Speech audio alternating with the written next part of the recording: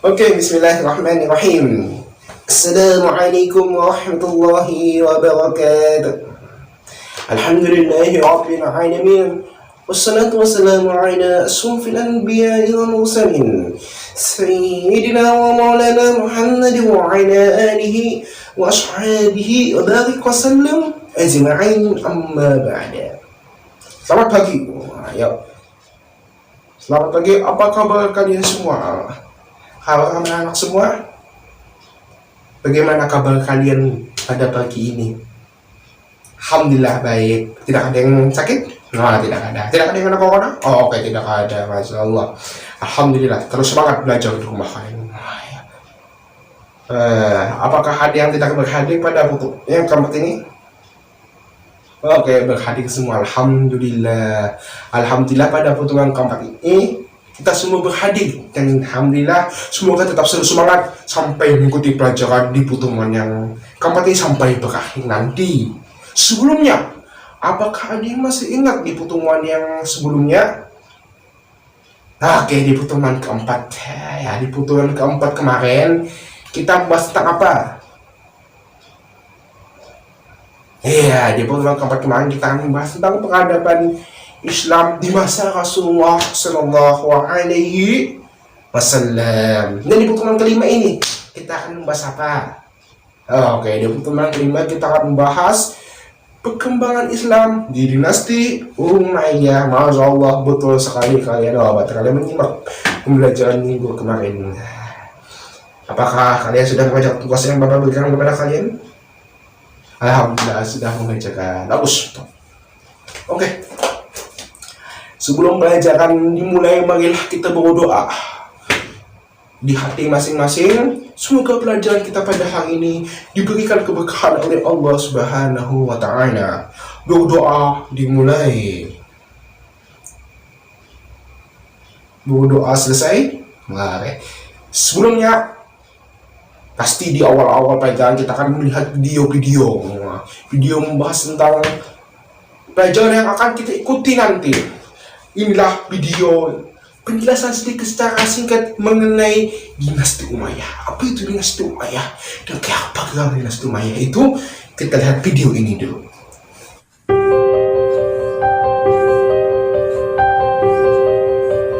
Assalamualaikum warahmatullahi wabarakatuh. Baik, materi yang akan kita pelajari pada pembelajaran hari ini adalah sejarah berdirinya dinasti Bani Umayyah. Bani Umayyah atau Kekhalifahan Umayyah adalah kekhalifahan Islam pertama setelah masa Khulafaur Rasyidin yang memerintah dari tahun 660 Masehi sampai 750 Masehi dengan Damaskus sebagai pusat pemerintahannya.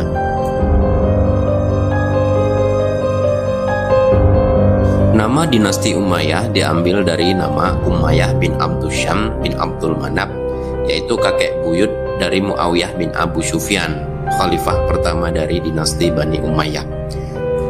Bani Umayyah baru masuk Islam ketika Fathul Makkah. Pertikaian politik terjadi di kalangan umat Islam, puncaknya ketika terbunuhnya Khalifah Ali bin Abi Thalib, di mana kaum muslimin Irak mengangkat Hasan bin Ali sebagai khalifah. Namun Muawiyah bin Abi Sufyan juga menobatkan dirinya menjadi khalifah.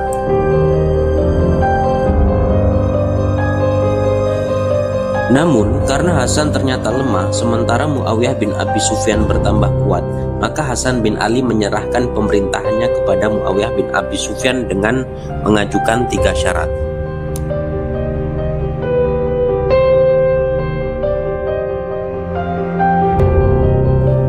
Syaratnya adalah, pertama, Muawiyah menjamin keselamatan Hasan bin Ali dan seluruh keluarganya.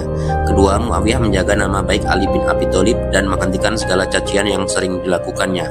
Ketiga, setelah Muawiyah meninggal, jabatan kepemimpinan diserahkan kepada umat Islam untuk melakukan musyawarah pergantian khalifah.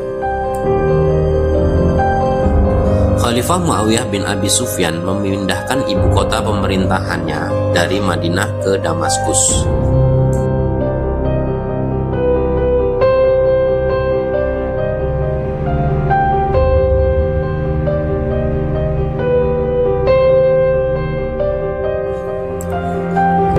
Muawiyah juga mengganti sistem pemerintahan dari demokrasi menjadi monarki, yaitu kepemimpinan secara turun-temurun.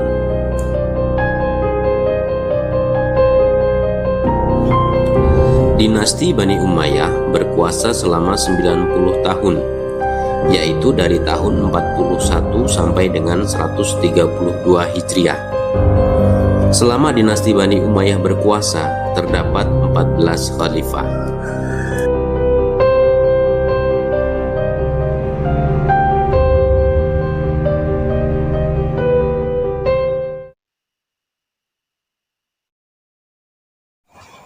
Oke, kita sudah menyimak video tadi yang membahas tentang apa itu dinasti Umayyah.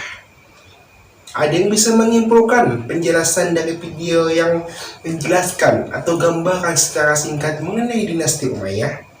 Apakah ada yang berani menjelaskan atau yang dapat memahami dari ringkasan video tersebut? Oke, tidak ada yang bisa menjelaskan.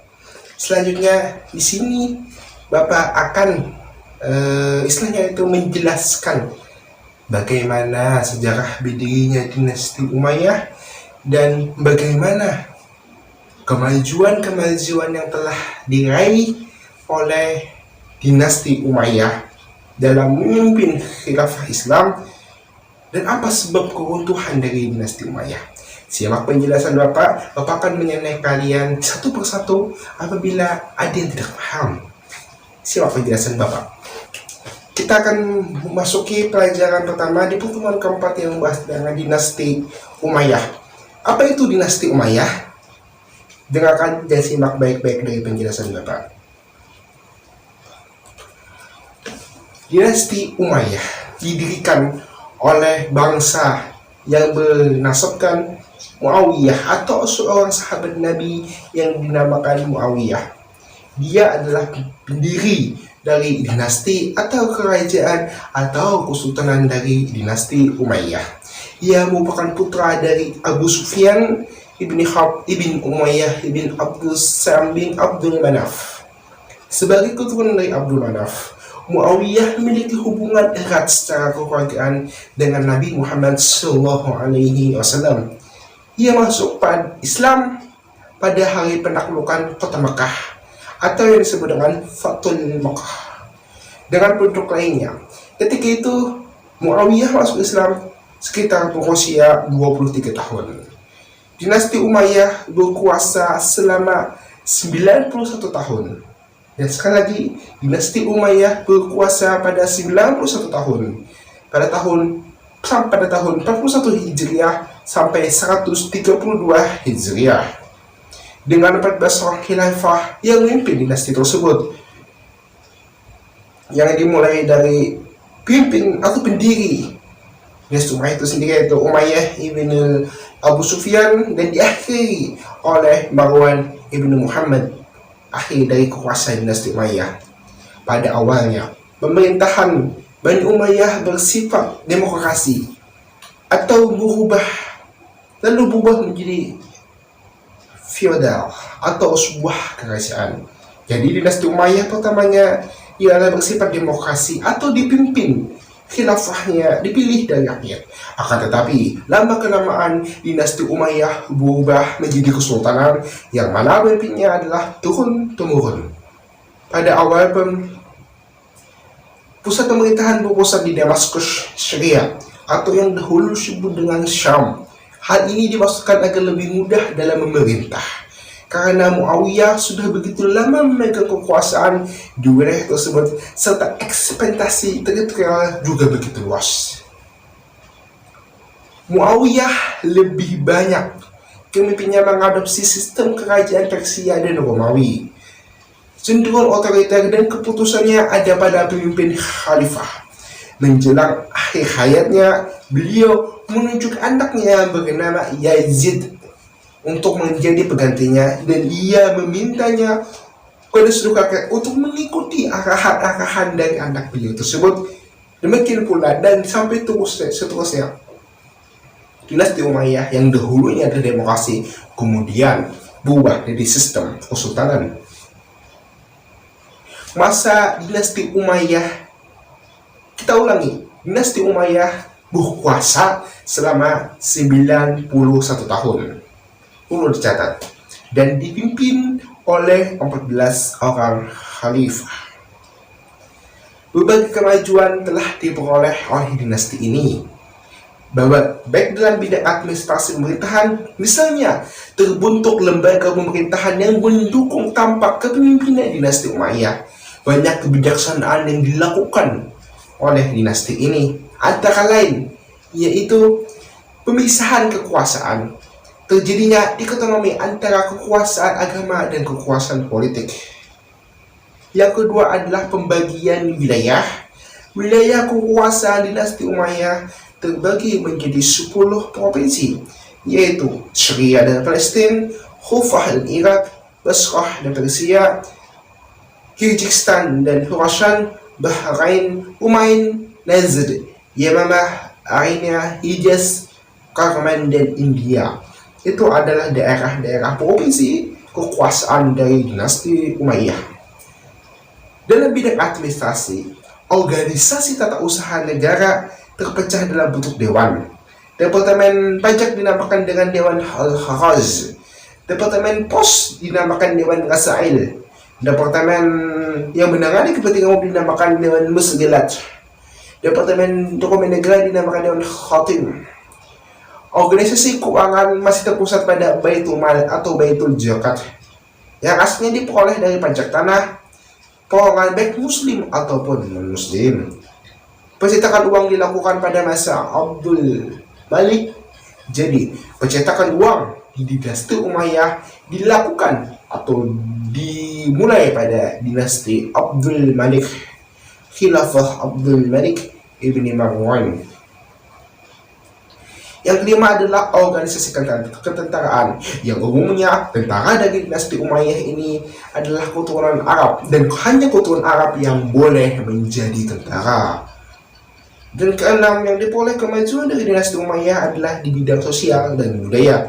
Dan yang ketujuh ada di bidang seni dan budaya yang berkembang di dinasti Umayyah adalah berkembangnya seni ukir pahat yang terlihat dari kaligrafi yang ada di berbagai rumah warga yang pada dinasti Umayyah, dan ukiran-ukiran yang berada di masjid. Jadi dinasti Umayyah lah yang memulai ukiran-ukiran di masjid. Di samping mengadakan ekspektasi teritorial atau kemajuan di bidang pemerintahannya, pemerintah dinasti Umayyah juga menaruh perhatian dalam pendidikan tarbiyah atau dalam bidang pendidikan. Di antara ilmu yang berkembang pada masa itu adalah ilmu agama, seperti Al-Quran, hadis, fikih. Proses hadis terjadi pada masa Khalifah Umar ibn Abdul Aziz pada tahun 90 sampai 10 Hijriah. Sejak itulah hadis mengalami perkembangan pesat.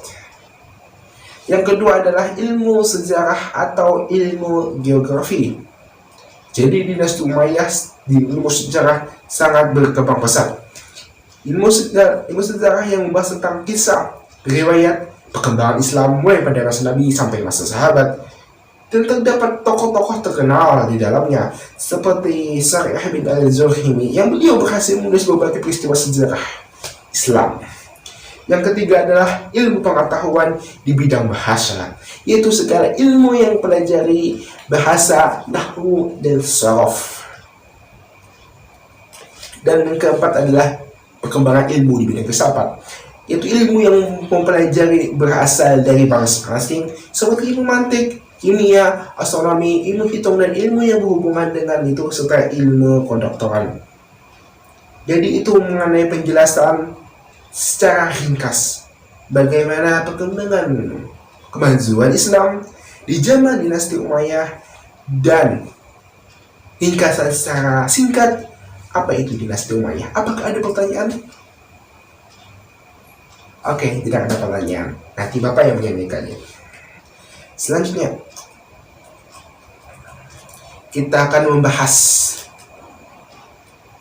perkembangan peradaban Islam pada dinasti Umayyah.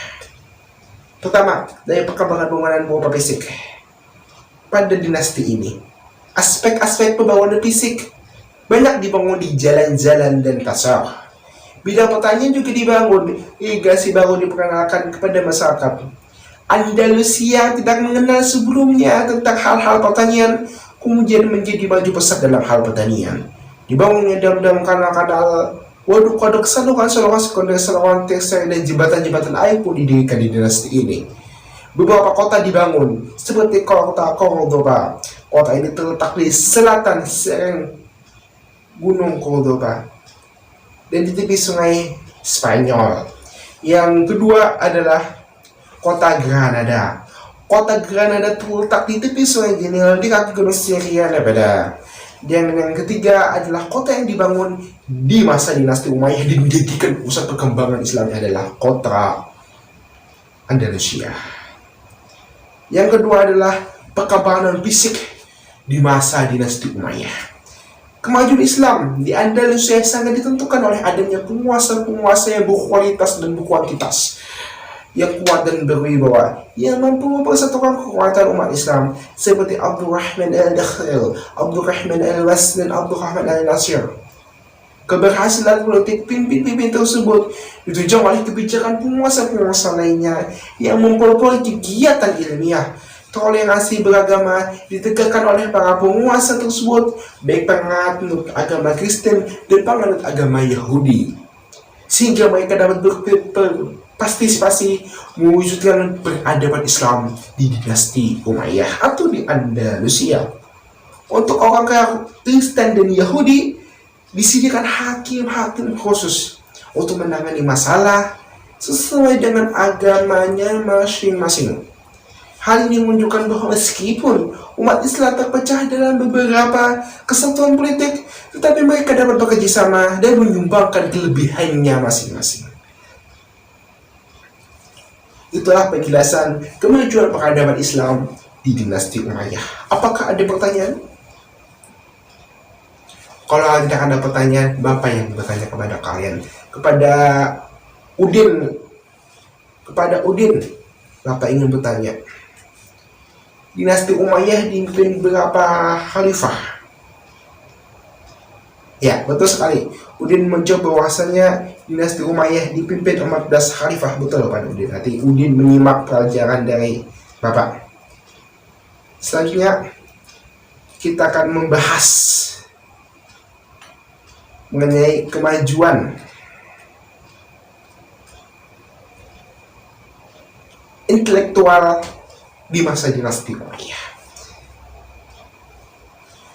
Andalusia merupakan masyarakat yang majemuk, terdiri dari bangsa-bangsa Arab, bangsa-bangsa Romawi, bangsa-bangsa Persia, dan berbagai agama-agama yang ada di sana.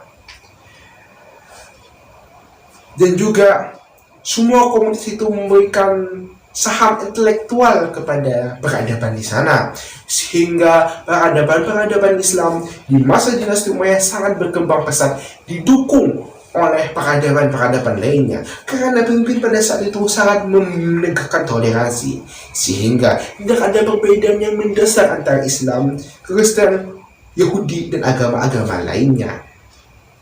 Selanjutnya ialah kemajuan di bidang filsafat. Islam di Andalusia telah mencatat satu lembaran budaya yang sangat berlian dengan bentengan sejarah Islam.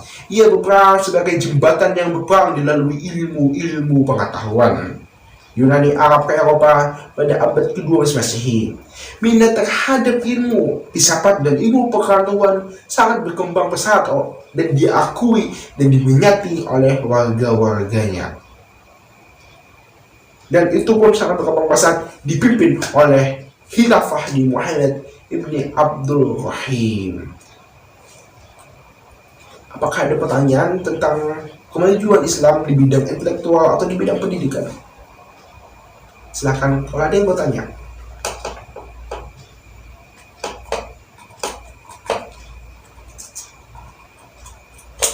Ada yang bertanya? Tidak ada yang bertanya. Oke. Selanjutnya kita akan membahas tentang faktor-faktor kemunduran dan keruntuhan dinasti Umayyah. Jadi, Masa kerajaan dinasti Umayyah berakhir pada pemerintahan Hisham ibn Abdul Malik pada tahun 724 sampai 743. Pakar-pakar pengetahuan sejarah Arab berpikir bahwa Hisham dipandang sebagai negarawan ketiga dalam dinasti Umayyah setelah Muawiyah ibn Abdul Malik. Dengan kematian Hisham pada tahun 743 Masehi, rejim Muawiyah memasuki masa kemunduran. 4 penggantinya kecuali Marwan II yang menjadi khalifah terakhir terbukti tidak cakap dan bisa dikatakan tidak bermoral dan moralnya sangat rusak. Bahkan beberapa khalifah sebelum Hisham pun yang dimulai oleh Yazid satu lebih suka berburu, pesta minum-minuman dan tenggelam dalam musik dan alunan puisi daripada membaca Al-Quran dan mengurus persoalan negara. Berikut ini merupakan faktor-faktor keruntuhan daripada dinasti Umayyah. Yang pertama adalah pasca wafatnya Hisham. Praktek-praktek menyimpang dilakukan di lingkungan istana bertambah parah. Kejayaan-kejayaan yang telah diraih sebelumnya menyebabkan para khalifah sekarang gemar berfoya-foya dengan kemewahannya. Lebih parah lagi, perilaku menyimpang itu menjadi fenomena umum di tengah-tengah masyarakat dan menjadi contoh di masyarakat. Bahkan keluarga khalifah sudah tidak lagi berdarah Arab murni. Yazid ketiga adalah khalifah pertama yang lahir dari seorang budak atau pembantu. 2 khalifah penerusnya juga lahir dari seorang mantan budak yang dimerdekakan. Perilaku buruk kelas penguasa hanyalah gambaran kecil dari kebodohan dan kebobrokan moral dan yang bersifat umum. Rusaknya peradaban, terutama menyangkut minuman keras, perempuan, nyanyi-nyanyian telah menjadi virus di tengah-tengah masyarakat yang dicontohkan oleh penguasa itu sendiri dan menggerogoti pemuda-pemuda Arab. Keadaan itu semakin kacau ketika mereka dihadapi oleh suksesi pemimpin. Tidak ada aturan yang pasti dan tegas tentang peralihan kekuasaan secara turun-temurun, menimbulkan gangguan yang serius di tingkat negara. Muawiyah pertama memang telah mengantisipasi masalah itu dengan menunjuknya putranya sebagai pengganti dirinya. Tetapi prinsip senioritas kesukuan di bangsa klasik dalam usaha kepemimpinan menjadi penghalang yang besar. Jadi pengakuan masyarakat menjadi satu-satunya cara yang pasti menuju puncak kekuasaan.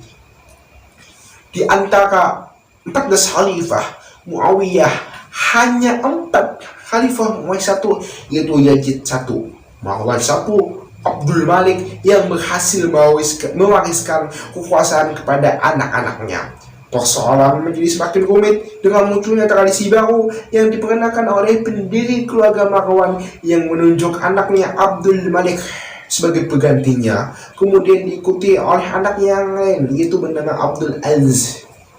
Ketika berkuasa, Abdul Malik ikut melakukan tradisi sebelumnya. Ia mengalihkan kekuasaan dari saudaranya Abdul Aziz kepada anaknya sendiri Al-Walid, sambil menempatkan anaknya yang lain Sulaiman pada urutan kedua pewaris kekuasaan Kesultanan Muawiyah. Pada gilirannya, Al-Walid juga berhasil menggulingkan saudaranya Sulaiman ibn Abdul Malik untuk menambahkan anaknya sebagai khalifah. Semua menu tertentu tersebut sangat tidak kondusif bagi Kesultanan Muawiyah dan kestabilitasan keamanan negara, sehingga memperkeruh keadaan suasana di negeri Muawiyah. Selanjutnya adalah melemahnya kekuasaan militer atau melemahnya kekuasaan tentara Muawiyah. Faktor lain yang menyebabkan kemunduran dinasti Umayyah adalah kepayahan dan keletihan para tentara-tentaranya. Beberapa khalifah Umayyah masa belakangan berusaha meningkatkan peranan militer Suriah untuk menguasai kelompok Arab lainnya dan membuat pasukan tempur pada beberapa wilayah kuasa imperium dengan tentara yang takap dalam berperang dan menembak. Wilayah batas imperium, pusat-pusat militer mengirimkan tentara Suriah untuk menghadapi perlawanan dan daerah yang diduduki oleh para sekutu. Pasukan Turki mendesak bangsa Arab keluar dari Tasnia. Kasus masyarakat nomadik yang tinggal di Kaukasus mengalahkan pasukan Arab di Ardabil, menerbu Armenia dan menguasai wilayah-wilayah itu sampai sejauh Mosul pada 740 Hijriah. Pada tahun 740 Yunani dengan gemilangnya mengalahkan sebuah pasukan bangsa Arab di Arkajash, Anatolia, dan berhasil menghancurkan sebagian pasukan militer Suriah, yang mana militer Suriah itu merupakan dari Kesultanan Muawiyah. Pasukan penyembuh Arab dan Berber dikalahkan di Prancis Tengah pada 732 Masehi, dan pemberontakan Berber atas nama Hawaris juga berlangsung di Afrika Utara, menghancurkan sebuah pasukan militer yang terdiri dari 27.000 orang. Sisa dari pasukan ini mereka diri ke Spanyol dan kelak membantu Abdurrahman mendirikan Emirat Muawiyah di Andalusia. Sejumlah kekalahan ini mengakhiri fase imperial dari dinasti Umayyah, dan para tentara-tentara tersebut meninggalkan Suriah dalam keadaan sekarat dengan hanya beberapa ribu pasukan yang tersisa. Setelah 1 abad memperkokoh negara dengan kekuatan dinasti Umayyah sekarang ini dalam keadaan tanpa militer, tanpa basis militer, dan tanpa ada kekuatan tentara yang mendukung di belakangnya. Dengan kata lain, peluang untuk menggulingkan dinasti Umayyah sangat terbuka lebar oleh dinasti-dinasti lain.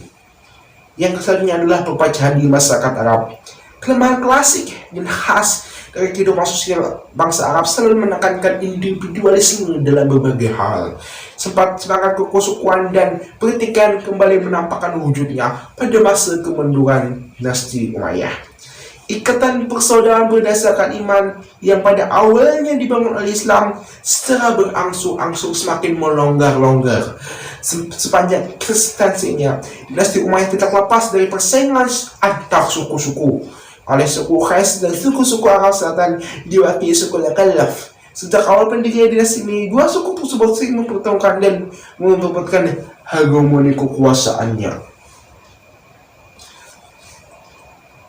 Dan selanjutnya adalah kemunculan dari para pemberontak negara.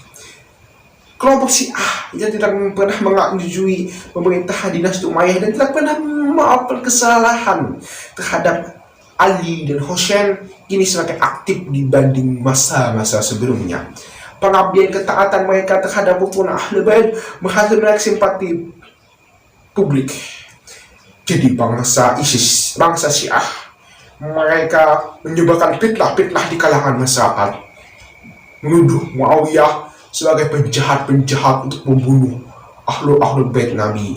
Maka terjadilah perpecahan di tengah-tengah masyarakat yang menyebabkan masyarakat semakin benci terhadap dinasti Umayyah.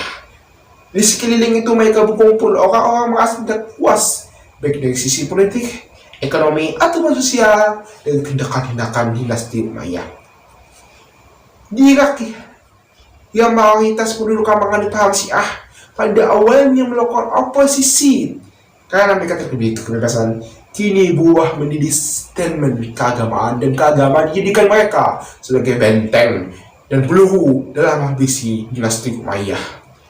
Sementara itu di kalangan Sunni sekalipun mereka ikut mengancam dan ikut memerangi dinasti Umayyah, kan terlalu mementingkan kehidupan dunia mereka serta mengabaikan hukum-hukum Al-Quran dan hadis.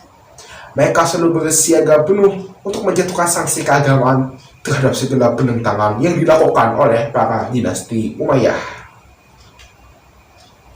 Apakah ada pertanyaan dari penjelasan Bapak ini? Oke, kita akan di pertanyaan sekarang. Bapak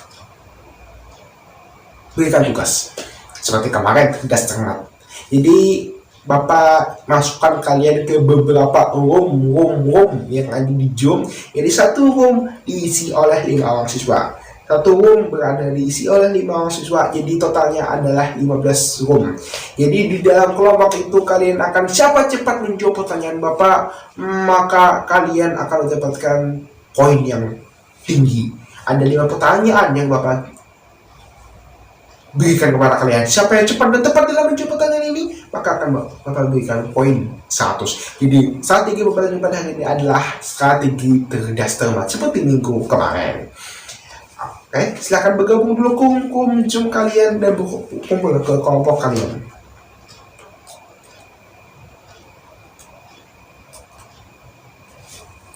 Oke, sudah berkumpul di kelompok kalian. Sekarang Bapak mulai saja permainan atau strategi pembelajaran cerdas cermat. Jadi bagi siapa kelompok yang sangat cepat dan tepat menjawab pertanyaan Bapak, maka Bapak akan memberikan poin yang tinggi. Langsung saja, pertanyaan yang pertama. Pertanyaan yang pertama, siapa pendiri dinasti Muawiyah? Oke, kelompok 3. Ya oke, betul sekali kelompok 3. Oke, kelompok 3 menjawab pendiri dinasti Muawiyah adalah Muawiyah. Betul sekali. Kelompok 3 mendapatkan 10 poin. Selanjutnya, oke, simak kelompok yang lain. Siapa cepat dan dapat menjawab maka akan memberikan nilai 100 bagi kalian. Pertanyaan yang kedua, dinasti Umayyah dipimpin oleh beberapa khalifah. Oke, kelompok 5. Berapa khalifah memimpin? Oke, 14. Mantap. Jadi dinasti Umayyah dipimpin oleh 14 khalifah. Pertanyaan yang ketiga.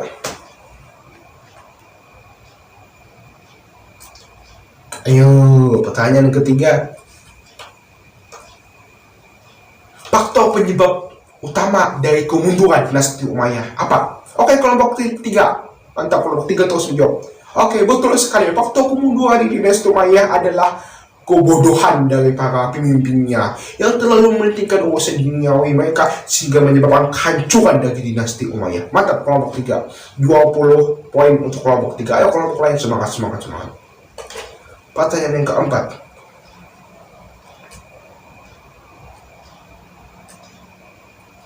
Oke, pertanyaan yang keempat. Sebutkan salah satu kemajuan di bidang intelektual yang ada di dinasti Umayyah. Oke, kelompok 3 lagi. Mantap, kelompok 3. Pertanyaannya, apa kemajuan intelektual yang ada di dinasti Umayyah? Ya, betul sekali. Kelompok 3, mantap. Kelompok 3 menjawab bahwasanya kemajuan intelektual salah satu contohnya adalah berkembangnya ilmu sastra. Betul sekali kelompok 3. Mantap, kelompok 3 memenang nggak bisa ini. Oke, pertanyaan terakhir.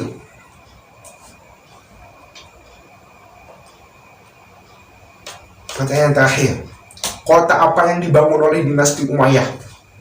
Mantap, kelompok 3 lagi menjawab. Ayo kelompok 3, apa? Kota apa yang dibangun oleh dinasti Umayyah dalam mengembangkan kekuasaannya? Oke, mantap, Granada. Dari kota Granada adalah kota yang dibangun dan dipoles oleh dinasti Umayyah sebagai salah satu pusat pemerintahan mereka. Mantap, kelompok 3. Kelompok 3 mendapatkan nilai 60 dan kalian sudah akan mendapatkan nilai 100 dalam tugas di pertemuan keempat ini. Oke, silakan kalian kembali ke room bersama Bapak.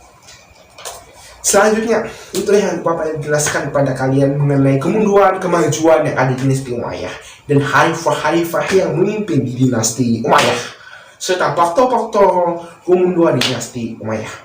Itulah penjelasan Bapak di pertemuan keempat. Karena waktu telah berakhir, maka pelajaran ini juga akan berakhir. Maka daripada itu, Bapak hari ini tidak akan memberikan kalian tugas di pertemuan ke-6 atau di final test. Kita akan membahas tentang perkembangan masuknya Islam ke Indonesia. Jadi di pertemuan ke-6 nanti kita akan membahas tentang perkembangan masuknya Islam ke Indonesia. Pertama, dan Bapak tidak akan memberikan tugas karena di pertemuan ke-6 adalah final test bagi kalian. Selanjutnya, jangan lupa kalian untuk selalu semangat dalam belajar, selalu semangat dalam ilmu kalian, walaupun kalian hanya di rumah saja. Tetap jaga kesehatan kalian dan tetap selalu semangat dan tetap selalu kompak dengan teman-teman kalian. Itulah penjelasan dari Bapak. Kalau ada pertanyaan yang ada di benak kalian yang terpikir setelah pembelajaran ini berakhir, silahkan chat Bapak saja, nanti Bapak akan jawab pertanyaan kalian. Oke, itu adalah penjelasan dari Bapak tentang dinasti Umayyah di pertemuan keempat. Dan di pertemuan terakhir kita akan bahas tentang masuknya Islam ke Indonesia. Itulah penjelasan dari Bapak. Mohon maaf apabila ada kesalahan yang Bapak sampaikan kepada kalian. Bapak minta dalam berdoa. Wabillahi taufiq wal hidayah. Wassalamualaikum warahmatullahi wabarakatuh. Semoga pelajaran ini tetap pelajaran ini bermanfaat bagi kalian. Tetap selalu semangat.